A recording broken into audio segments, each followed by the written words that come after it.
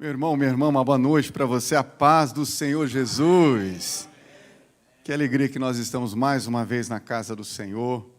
E é uma coisa que eu estou aprendendo. Quando eu leio no salmista dizendo, alegrei-me quando me disseram, vamos à casa do Senhor, você já vem alegre de casa. Mesmo que você esteja passando por uma situação adversa, mas eu já venho alegre porque eu vou encontrar os meus irmãos.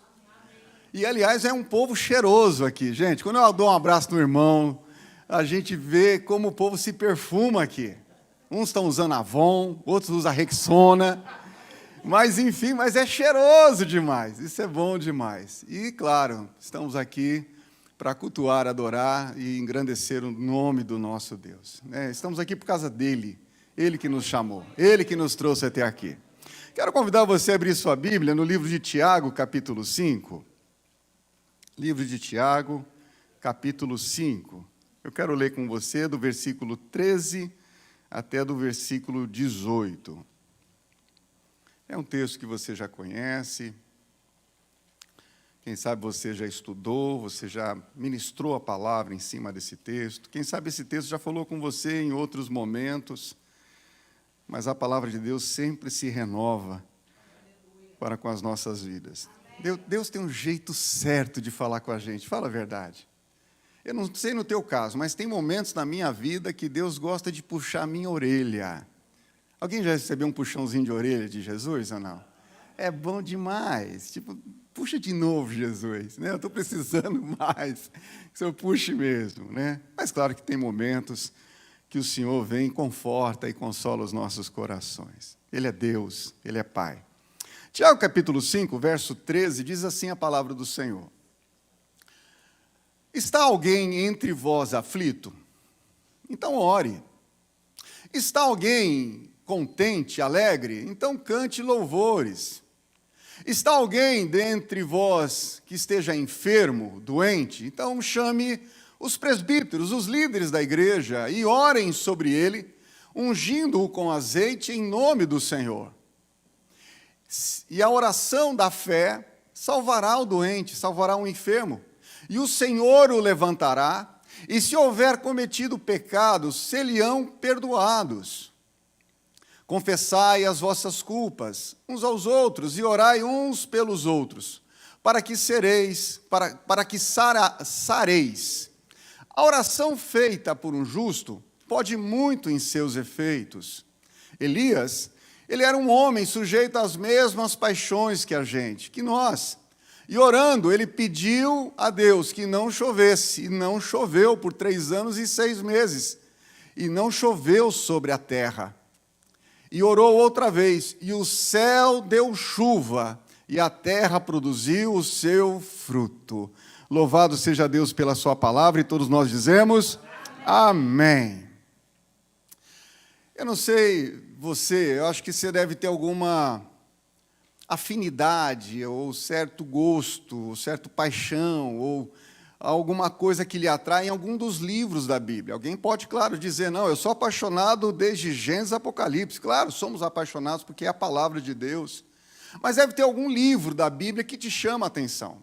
Alguns podem dizer, não, olha, um livro que fala muito comigo é o livro de Êxodo, amém. Um livro que fala muito comigo é o Evangelho de Mateus, ou qualquer outro livro que você possa ter em mente, de palavras que estão escritas e Deus fala fortemente, trazendo revelações ao teu coração. Eu preciso compartilhar com você, um livro que fala muito comigo é o livro de Tiago. O livro de Tiago, para mim, é um livro, primeiro, porque ele escreve de uma forma diferente em relação aos outros livros. Tiago, ele começa a escrever em cima de perguntas. Tiago faz perguntas, como um texto que nós acabamos de ler. E ele vai fazendo perguntas. E é o interessante da parte de Tiago, que além de fazer as perguntas, ele mesmo responde as perguntas para nós, reveladas pelo Espírito Santo no coração daquele homem. Eu olho também para a carta de Tiago, para o livro de Tiago, eu digo o seguinte, que ela é uma prática de vida da igreja. Tanto que um dos temas centrais do livro de Tiago é a fé que não tem obras. A fé ela tem que ter obras. A consequência da nossa fé são as obras, é o nosso testemunho de vida, é a nossa vida com Deus, a nossa vida relacional com as pessoas. A nossa fé ela é movida em função disso. Quando nós entramos no capítulo 5, quando nós falamos do capítulo 5, como nós acabamos de ler a partir do versículo 13, você vai ver que as perguntas continuam, mas as respostas também. E são perguntas que você vai vendo que são corriqueiras do nosso dia a dia. São perguntas que fazem parte do nosso cotidiano. São perguntas que têm a ver com o que a gente passa num dia, numa semana, num mês. Faz parte da gente. São perguntas práticas, de posturas, de comportamentos, de relacionamentos, mas são perguntas que vêm com uma resposta de Deus aos nossos corações. Ele começa no versículo 13 dizendo assim, olha, tem alguém que está sofrendo? Quando tem alguém que está sofrendo aqui, levanta a mão. Eu vou levantar as duas. Todo dia. Nós que somos cristãos, todo dia temos luta. Eu me lembro de uma história que chegou um irmãozinho da igreja, ele era um empresário, tinha uma pequena indústria, e ele chegava, e o pastor sempre estava na porta da igreja, e quando ele chegava, o pastor perguntava, dizia para ele, a paz do Senhor, meu irmão, que bom que você está aqui e tudo. E eles se saudavam, e o pastor perguntava, como é que foi tua semana? Pastor, que luta. Nossa, a coisa foi apertada lá na empresa, foi difícil, tal. E aí o pastor terminava dizendo, glória a Deus.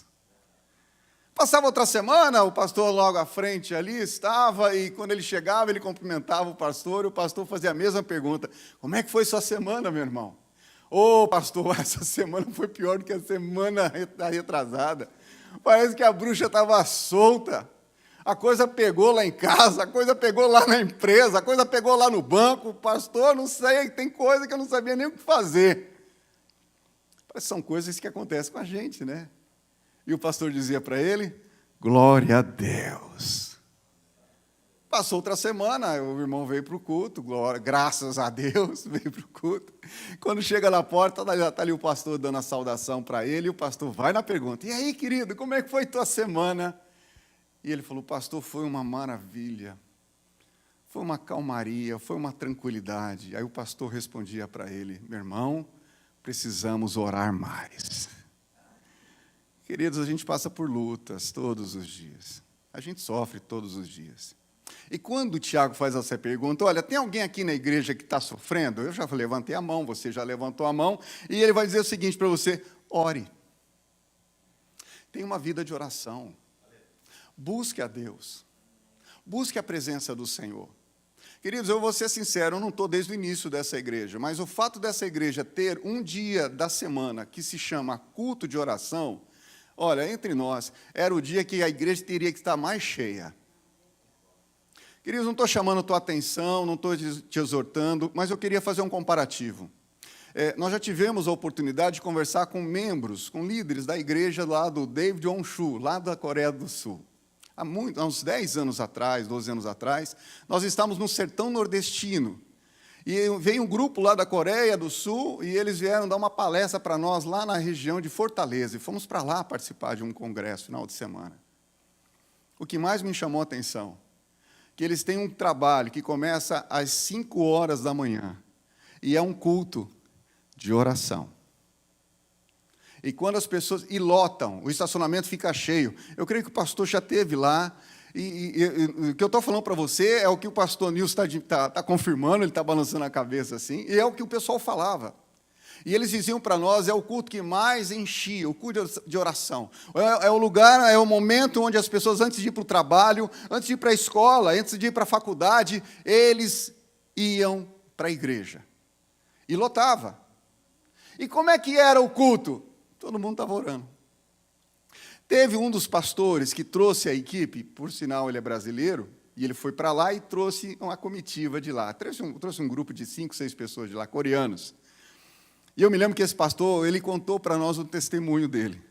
Porque a ânsia que ele tinha, a vontade que ele tinha de ver um culto de oração naquela igreja, ele ficou, nossa, deve ser uma coisa assim, tremenda, deve ser os anjos voando por cima, a gente vendo o sobrenatural de Deus, e gente acontecendo isso, e gente, a manifestação de dons. Ele, de uma certa forma, num primeiro momento, ele saiu de lá frustrado, porque eles entram, E cada um busca o seu espaço, o seu lugar, e eles dobram o joelho e começam a orar.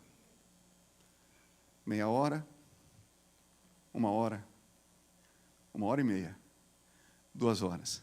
Levantam e vão para suas atividades. A gente não está acostumado com isso, né? A gente queria ver o extraordinário acontecendo. Deixa eu falar uma coisa para você, com muito carinho. Deus, quando vai falar com você e você busca a Deus para conversar com Ele, eu vou trazendo uma linguagem humana para a gente poder entender. Uma linguagem como se fosse de um pai falando com um filho pequeno. Deus, Ele para de fazer tudo o que está fazendo para falar com você. Ele não para tudo que está fazendo, Ele continua fazendo. Mas para a gente poder entender, quando a gente busca esse relacionamento, essa intimidade com Deus, é como se Ele parasse tudo o que está fazendo e dissesse, vamos conversar, meu filho? Vamos bater um papo, minha filha? Pode falar, eu estou aqui para te ouvir. Tem alguém aqui que está sofrendo? Levanta a sua mão. Ninguém mais está sofrendo? Porque na primeira pergunta levantou 20. Sobrou só 3 agora. Vou perguntar de novo, porque você não entendeu a pergunta. Quem está sofrendo aqui, levanta sua mão. Vamos orar mais? Amém. Mas por que nós vamos orar mais? Porque Deus está nos ensinando. A coisa está apertada? Ore mais. Martim Lutero, um dos reformistas da igreja protestante, ele declarava isso. Ele acordava nas madrugadas para orar. E ele dizia, amanhã eu tenho que acordar mais cedo, porque amanhã eu tenho muita coisa para resolver. E eu tenho que falar com meu Deus. Você tem alguma coisa para resolver essa semana? Você tem alguma coisa para decidir essa semana? Você tem alguma escolha que você tem que fazer e você ainda não sabe o que fazer? Ore mais. Se você estiver entendendo o que eu estou falando, você pode dizer amém. Olha a segunda pergunta que vem. Olha, tem alguém no meio de vocês que está feliz? Quantos aqui estão felizes? Diga amém. Ó, já é outra turma aqui. Tem a turma que está sofrendo, mas tem a turma que está feliz. Amém. E essa turma faz o quê? Cante louvores. Tem um ditado no mundo, né? Pelo menos no Brasil a gente tem esse ditado popular que diz, quem canta, tiraram da Bíblia. É da Bíblia. É lógica isso aqui. É revelação de Deus. Não é lógica, perdão. Digo lógica no sentido que isso acontece mesmo. Cantar o demônio sair de Saul, é? Quem canta os males? Então, vamos fazer o seguinte. Junto comigo. Vamos diminuir a rede social. Vamos colocar mais louvor para ouvir? Vamos cantar mais dentro de casa? Vamos cantar mais indo para o trabalho? Vamos cantar mais na igreja? Vamos cantar mais na rua? Vamos cantar? Porque se você está feliz, Tiago está dizendo, quem é que está feliz aí? Ah, eu estou feliz. Então cante louvores. Mas para quê? Para ficar mais feliz ainda. Porque você vai entender o porquê que ele está escrevendo isso aqui. Calma aí, nós vamos chegar lá. Aí ele vai para o versículo 14, ele vai com outra pergunta. Olha, no meio de vocês tem alguém que está doente? Então chame os líderes da igreja, e eles vão ungir com azeite essa pessoa, em nome do Senhor Jesus, e Jesus vai curar essa pessoa. Jesus vai levantar essa pessoa. Quem crê nisso, diga amém. Amém. Nós precisamos crer mais sobre a cura, queridos. Uma das sextas-feiras que nós tivemos aqui no culto de oração, estava compartilhando com os irmãos uma situação que nós tomamos conhecimento. Inclusive foi o pastor Jonathan Ferreira que contou isso para nós. E ele estava dizendo que um colega dele foi convidado a pregar numa igreja em São Paulo, e esse amigo dele, esse pastor, é aquele crente que tudo que Deus fala, ele acredita que é verdade. Eu acho que você não entendeu o que eu falei. Porque você tinha que ter falado glória a Deus. Porque tem coisas que é verdade, que está na palavra de Deus, e a gente não acredita. Aquele homem, não. Tudo que está escrito na Bíblia, e ele até brincava, ele falou, eu acredito no que está escrito na Bíblia, na capa e até na contracapa. Então ele acreditava nessa passagem, que quando você unge um enfermo, você clama o nome do Senhor Jesus e aquele enfermo vai ser curado. E detalhe, aquele irmão, aquele pastor, amigo do pastor Jonathan, não tinha dom de cura. Não tinha manifestação do Espírito Santo no dom de cura, especificamente. Mas ele acreditava nessa passagem. Ele acreditava, que está escrito no Lucas 9, Lucas 10, que Jesus deu poder e autoridade sobre os seus discípulos. E quantos discípulos de Jesus temos aqui? Diga amém.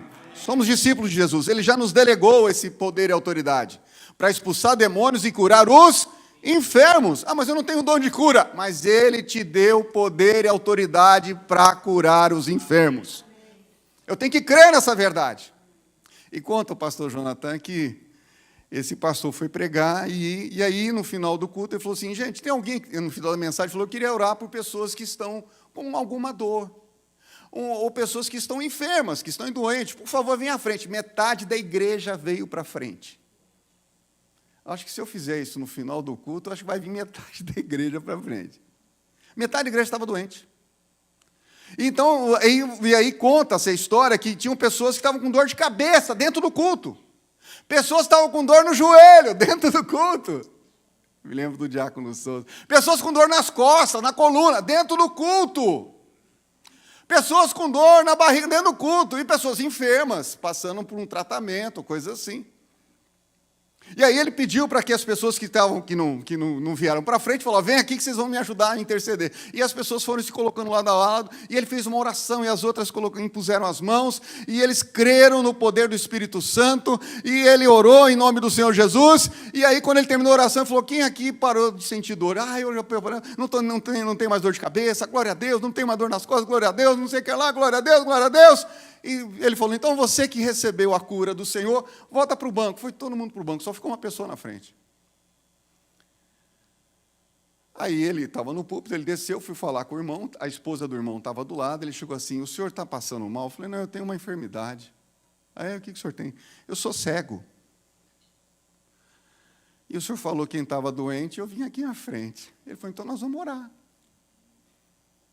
E ele impôs as mãos e falou, Deus, em nome do Senhor Jesus, eu creio na Tua palavra. O Senhor nos deu poder e autoridade para expulsar as doenças, as enfermidades. E essa cegueira vai sair agora em nome do Senhor Jesus. E aí o pessoal, amém, glória a Deus. Ele terminou a oração e ele perguntou, meu irmão, e aí? Eu não estou vendo nada. Diz a história, e essa história é real, que o pastor da igreja local, o pastor que convidou ele, falou assim, meu Deus, que vergonha que esse meu amigo está passando. Eu acho que eu e você pensaríamos isso também. E sabe o que ele falou? Vou orar de novo. Vamos orar de novo? Vamos, segunda vez. Orou de novo. E aí perguntou, e você agora? Não estou enxergando, não. Terceira, vamos orar de novo. Aí o pessoal já estava afundando já no banco, né? Não aconteceu nada. Quarta vez, vamos orar de novo. E o culto não aconteceu, não terminava. Quinta vez, vamos orar de novo. Sexta vez, vamos orar. Sétima vez, vamos orar de novo. Porque eu não estou vendo nada. Depois da 10ª vez, ele perguntou para ele, você está enxergando alguma coisa? E o rapaz falou, eu estou vendo o Senhor. A irmã até caiu o queixo, né, irmã? Esse é o poder da oração. Mas não é o poder da tua oração, é o poder daquele que tem todo o poder de curar. É a Ele que nós invocamos, é a Ele que nós clamamos, é a Ele que chamamos pelo nome de Jesus. É tremendo isso. Por isso que eu falo para você, aquele irmão crente, pastor, ele acredita tudo que está escrito na Bíblia, porque tem coisas, eu falo por mim também, Cristo, está escrito na Bíblia, eu falei, mas será mesmo? Será que essa coisa aqui não é para o pessoal lá do Antigo Testamento? Será que esse negócio aqui só aconteceu lá, não é para agora? Quem está entendendo o que eu estou falando pode dizer amém? Vamos continuar, eu já vou me adiantar aqui, olha o versículo 15, a oração feita com fé, vai curar o doente, o Senhor levantará. E se houver cometido pecados, ele será perdoado. Queridos, na oração a gente pede perdão. Aliás, uma das primeiras coisas que quando eu vou pedir alguma coisa para Deus é perdão. Eu tenho uma lista enorme. Deus está aqui, 3 folhas, frente e verso. Hoje nós temos uma conversa séria aqui. Mas no primeiro item está escrito, preciso pedir perdão dos meus pecados, porque Deus perdoa os pecados, diante de um coração sincero. Deus conhece o nosso coração. Jesus perdoa pecados. E quantos pecados que eu tenho. Continuando, versículo 16. Portanto, confessem os seus pecados uns aos outros e orem uns pelos outros para serem curados. Queridos, por que a gente tem uma dificuldade tão grande nessa parte de compartilhar com alguém da igreja, e a gente tem mais facilidade para falar com gente que é do mundo sobre problemas nossos particulares? Estou falando isso no modo geral, tá, queridos? Nós que somos cristãos, nós temos mais facilidade de compartilhar os nossos problemas com gente que não compartilha, não compactua, não tem a mesma comunhão de fé com a gente, e a gente tem facilidade de contar os nossos problemas para essas pessoas, do que compartilhar com pessoas que estão na igreja, que têm vida de oração, e a gente não chega e fala para a pessoa, pode orar por mim? Não, a gente gosta de se abrir com gente que está lá fora. Irmãos, estou falando isso de um modo geral. É aquela situação do casal que briga à noite, na hora da janta, com uma briga boba, não sabe de onde começou, não sabe de onde vai terminar, aliás, sabe de onde vai terminar. A mulher na cama e o marido no sofá. A discussão termina aí. No outro dia de manhã, o casal se levanta para tomar café, a mulher prepara o café, não põe açúcar no café do homem. Por que será? O homem já vai de cara feia para o trabalho, a mulher também já vai de cara feia para o trabalho, e aí ficam se remoendo o dia inteiro. Chega no trabalho, vê um amigo que não tem a mesma fé, não comunga a mesma fé. Mas o amigo percebe que aquele colega não está bem. E ele fala, rapaz, você não está bem, o que aconteceu aí, cara? Dormi no sofá. Rapaz, tive uma briga feia com a minha mulher ontem, e, nossa, não sei o que lá. Ele falou, mas tem um negócio para resolver esse negócio aí, ué. O quê? Qual que é a palavra do mundo para um casamento que teve uma briga? Não foi nenhuma crise, teve uma discussão. Qual que é a palavra que o mundo nos dá? Separa, divórcio. A primeira coisa que o cara falou, separa, você não precisa dessa mulher, não. Eu vou te apresentar até uns menininhos de 18, 19 anos que eu conheço aí, você vai ver as teté que eu tenho, umas amiguinhas minhas. Mas você é casado. Mas minha mulher não sabe. A palavra diz que a gente tem que confessar as nossas falhas, situações que nós estamos vivendo, para compartilhar com um irmão, com uma irmã, da sua confiança, e você vê que aquela pessoa tem uma vida de oração, aquela pessoa é uma pessoa de confiança, ela transmite confiança para a gente, e eu compartilho com ela, sabe para quê? Para quê? Para quê? Para ser curado, para ser sarado. Eu compartilho situações, e às vezes chegar na igreja, e aí quando alguém pergunta, às vezes o pastor está aqui e pergunta assim, irmãos, quem quer oração? Eu levanto a mão, olha, eu quero oração para tal situação. Eu quero oração para essa causa na minha família, eu quero oração para uma porta de trabalho, eu preciso de um trabalho, eu quero uma oração para isso, Gente, você está... E esse momento de oração, você vai ser o quê? Sarado. Se você estiver entendendo o que eu estou falando, você pode dizer um glória a Deus. Queridos, isso aqui é prática de vida. São práticas de vida. Continuando, no final do versículo 16, ele diz assim, a oração de um justo, ela é poderosa e eficaz. Ela tem muito em seus efeitos. Irmãos, eu vou falar uma coisa minha. Eu me lembro quando eu era novo convertido, aliás, eu acho que eu tenho algumas coisas de novo convertido, tem pouco tempo que eu sou novo convertido. Eu me lembro que uma vez um pregador, ele disse o seguinte, porque a oração que você faz, meu irmão, ela é a alavanca que move o coração de Deus. Aleluia! Quando aquele pastor falou aquilo, eu falei, eu quero isso para mim. Eu quero essa alavanca que move o coração de Deus. É essa a oração que eu quero. Queridos, testemunho de vida. Eu nunca vi essa alavanca que move o coração de Deus. Eu vejo a alavanca movendo o meu coração. Quantos aqui querem ser transformados por Deus? Diga amém. Ore. Rasgue teu coração diante do Senhor. Essa alavanca, na minha concepção, ela não existe para mover o coração de Deus, não. Deus é soberano. É a vontade dele que prevalece. Ele é o mesmo ontem, hoje, para todo sempre. E a vontade dele é boa, agradável e perfeita. E a minha, a tua vontade, ela não é boa, ela não é agradável e nem perfeita. Ele sabe o que é melhor para nós. E é por isso que eu preciso buscar essa vida de oração, na qual o Tiago está dizendo, queridos, ore. Tenha o seu tempo de comunhão com Deus, tenha o seu tempo de intimidade com o Senhor, tenha o seu tempo de relacionamento com teu Pai. É isso que Tiago está nos dizendo. E quanto mais eu busco essa intimidade com Deus, mais eu me submeto à vontade dEle. Mesmo que vai doer o meu coração, mesmo que vai mexer no meu orgulho, mesmo que vai chacoalhar a minha vaidade, mesmo que vai estremecer o meu querer e a minha vontade. Mas a vontade dEle é boa, é agradável e é perfeita.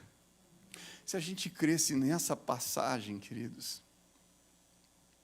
aliás, se a gente cresce mais na palavra de Deus, que é a verdade para nós, está escrito aqui, está escrito, então eu vou viver isso.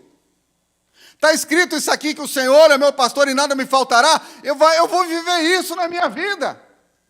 Está escrito em Mateus 28, que ele termina ali o capítulo dizendo, Jesus, nas suas palavras, eu estarei com vocês até o fim dos séculos. É isso mesmo? Então eu acredito que ele está aqui. O mesmo Jesus que ressuscitou e apareceu para os discípulos, é o mesmo Jesus que hoje se faz presente aqui. Aleluia!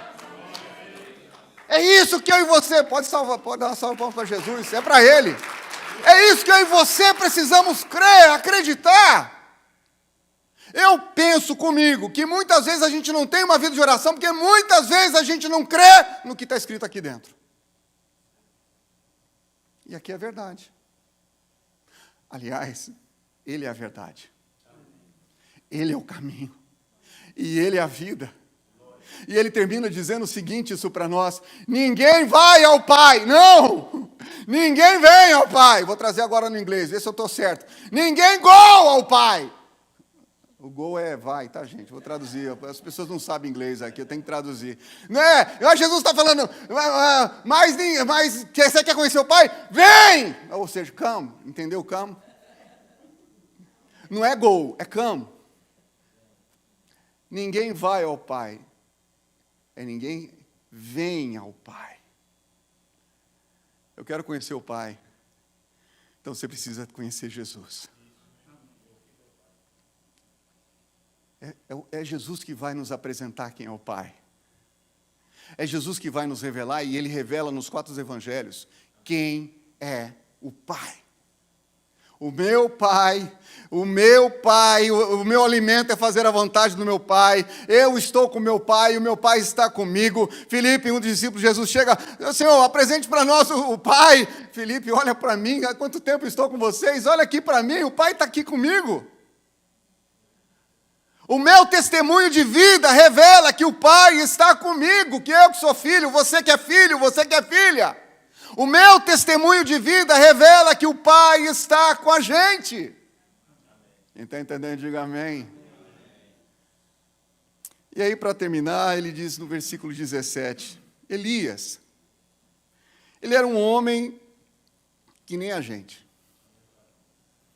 Ele era crente, que nem a gente. Ele tinha fraqueza, que nem a gente. Teve momentos na vida dele de dúvida. 1 Reis 19, você vai ver isso, que nem a gente. Teve medo, teve fraquezas, teve momentos de pedir até a morte para Deus. Que, às vezes, que nem a gente. Como que vai ser a minha vida? Perguntas que a gente faz. Que nem a gente. Mas era que nem a gente buscava a presença de Deus. Buscava a face do Senhor. E aqui é uma coisa que eu e você precisamos entender. Quando eu e você somos de Deus, somos do Senhor, como eu e você, nós propagamos, nós proclamamos o reino de Deus, nós temos uma missão nessa terra. Quando ele está falando que Elias é uma pessoa que nem a gente, ele está dizendo o seguinte, olha, Elias acreditava na promessa de Deus. Elias cria na verdade que Deus tinha dito para ele, que depois de 3 anos e meio iria chover. Elias orou a Deus e choveu. Uma coisa que eu e você precisamos entender, quem tem uma vida de oração tem uma missão. Eu não busco a Deus, eu não tenho uma vida de oração, desculpa meu irmão, desculpa minha irmã, com muito respeito e carinho, você não tem uma missão de Deus para cumprir. Porque a tua missão de Deus começa no relacionamento com o Senhor. E como é difícil para nós a gente viver numa vida que a gente não tem propósito.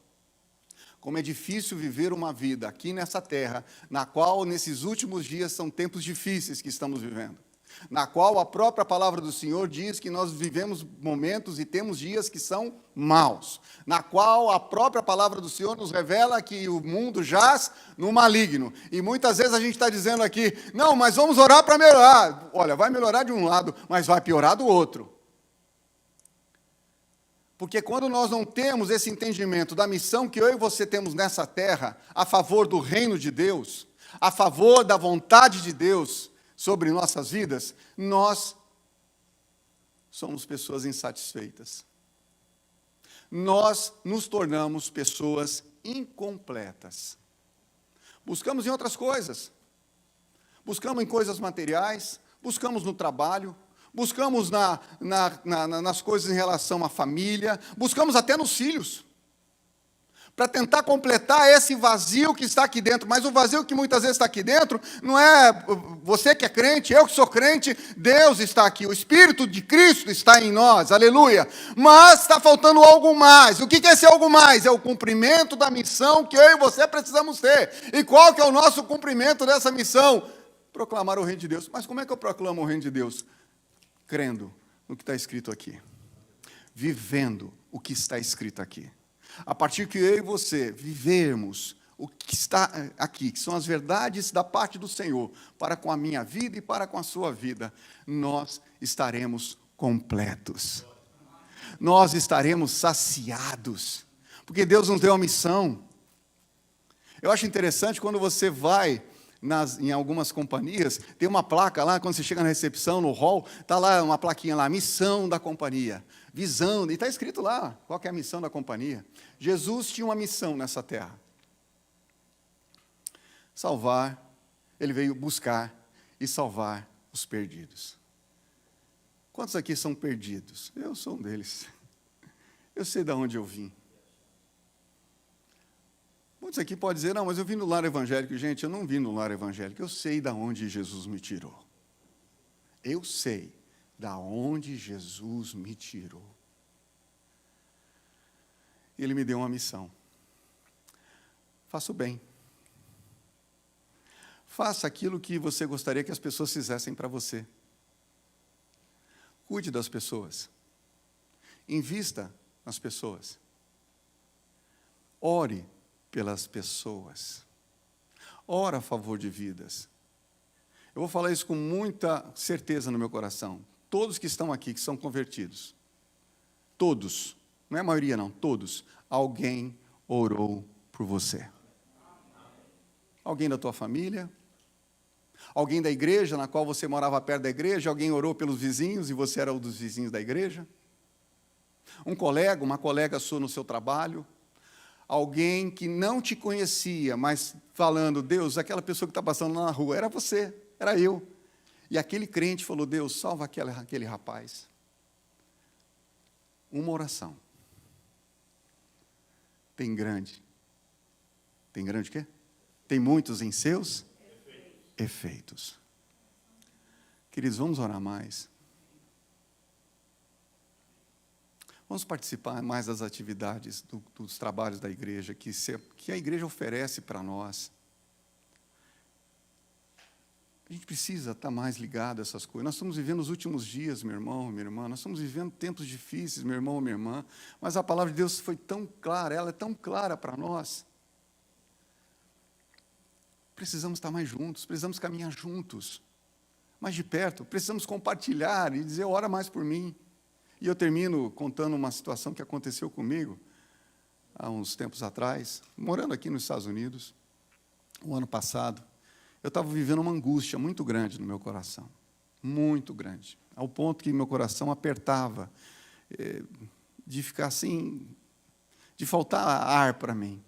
Um aperto, não dor, mas um aperto no peito, uma angústia que só Deus sabendo do que estava acontecendo.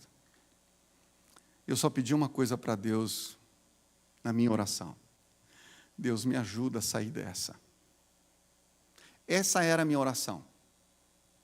Me ajuda a sair dessa. Eu não sei o que fazer. Não sabia o que fazer para sair daquela angústia. Trabalhando, convivendo com a esposa, convivendo com os filhos, com os netos, convivendo com você aqui na igreja, trazendo, às vezes, a mensagem da palavra durante a semana, orando junto com os irmãos, mas o meu coração estava angustiado. Mas teve uma pessoa que Deus usou. Essa pessoa, era umas 11 horas da noite. Eu estava indo trabalhar de madrugada. Saí, era umas 10h30 da noite, fui para o trabalho, e a pessoa mandou um áudio para mim no WhatsApp. Uma oração de 1 minuto. 1 minuto. Eu vi, eu falei, não, estou dirigindo, depois eu ouço. Eu não queria nem falar com as pessoas, na verdade. Cheguei na companhia, fui trabalhar, na hora do meu break, 2h pouco da manhã, falei, vamos ver o áudio aqui do irmão. O irmão estava fazendo uma oração ao meu favor. Tudo que ele estava orando era o que eu estava sentindo. Deus usou a vida daquela pessoa para falar comigo numa oração. Comecei a chorar na sala do break, quietinho, chorando, e tive a oportunidade, no outro dia, de ligar para o irmão. Falei, querido, por que você mandou aquela oração? Você nunca foi de mandar oração assim para mim? Foi até diferente. Ele falou, pastor Geraldo, e detalhe, não é nem pastor, hein? Não faz parte de ministério nenhum. Então, eu quero ressaltar isso, não é tirando, não é desvalorizando o trabalho dos pastores aqui da igreja, dos líderes, não é isso não, pelo amor de Deus, não é isso não, tira isso da tua cabeça. Eu estou falando que Deus usa a tua vida. E ele falou, pastor, eu tinha ido dormir para o meu trabalho, ele trabalhava na construção. Deus me acordou aquele horário e falou, ora pelo meu servo. E falou o seu nome. Pastor, no primeiro momento eu não aceitei, porque eu fiquei uns 10, 15 minutos relutando para não mandar essa oração para o senhor. E eu falei, mas eu não sei nem orar, como que Deus quer que eu ore por ele? E outra coisa, eu orar pelo pastor, porque tem essas coisas também, né? Eu orar pelo pastor? Pastor Simões, não é gostoso quando alguém da igreja fala para o senhor, eu estou orando pela sua vida? Aí, ó, é tão gostoso. E ele orou. E ele foi usado por Deus, e Deus me trouxe uma palavra de consolo, de conforto tão grande, que naquelas 2 horas da manhã, a angústia saiu. Você percebe o que é uma vida de oração? Queridos, não é muito no repetir, não é ficar horas e horas, não, fique tranquilo. Mas tem um coração quebrantado diante da presença de Deus.